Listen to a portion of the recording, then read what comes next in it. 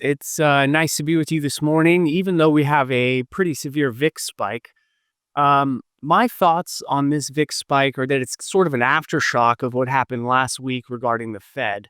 So I think it's something to be shorted, and we have a trade for our subscribers to short this VIX spike. I want to go into why shorting the VIX is such a good evergreen trade in many cases.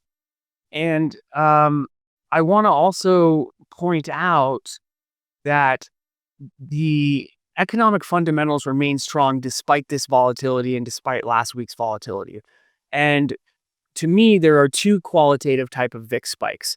There are VIX spikes that are reflecting a temporary fear and a repricing of risk in the markets, where you want to buy the S&P and short the VIX, right?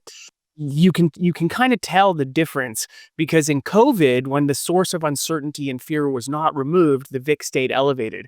When we're in an environment of strong economic backdrop and strong holiday tailwinds, it's going to be pretty hard for this VIX spike to get much higher than it did today. The VIX spiked up to 25% today, and it's already receding. We've already offered the trade, so that trade is already doing well. As you can see, VIX spikes are usually opportunities to short. And, when you see there's a large VIX spike, um, you know, it it's almost always followed by a reversion. And it's just a general reason to buy in most cases. You have to remember when implied volatility is inferring that there is more implied volatility in the short term than in the long term, that is not a natural way of events to be, right? Because normally the more time that can pass, the more can go wrong. And so the contango in the VIX future curve is reflecting this. When it's in backwardation, it is literally saying there more can go wrong in the short term than the long term. And this can be true in limited cases, but it's usually quickly reversed. Um, I think one thing to keep in mind is that volatility could really elevate in the event of a trade war. We still think that's a low probability event, but it's something to keep in mind. And volatility does tend to be elevated in challenger presidencies when the challenger wins the election, which is what happened this year. Okay, so this is what happened the other day on that big VIX spike on December 19th. We had a rapid inversion in the VIX curve, but then it rapidly disinverted. We think that's going to happen probably tomorrow, or I'm sorry, probably on Monday to the VIX curve. And we think that the high levels of today will begin to recede throughout the day.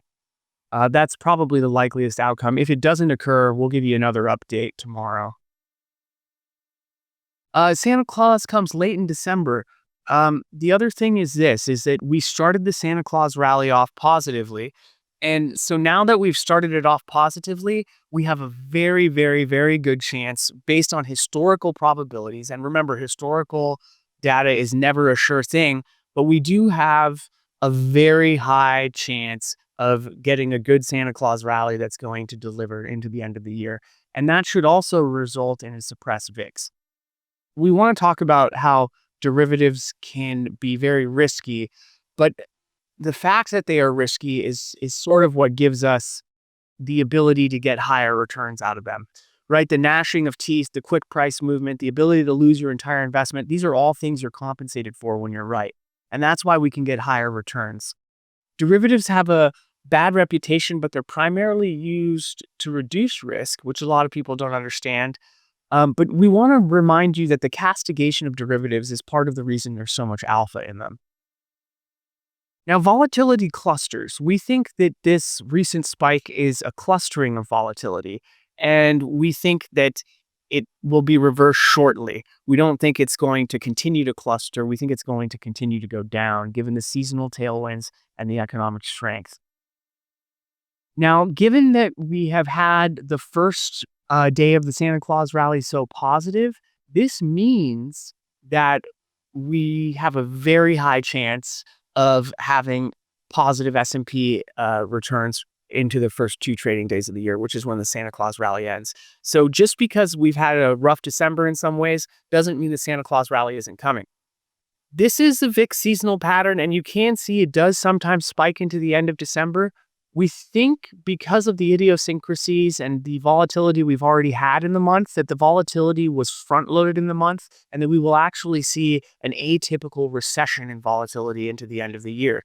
So that's why we are giving you a short VIX trade today, and we think it'll be a pretty fortuitous trade, even though it's highly risky, and you shouldn't invest anything in this trade that you're not willing to lose.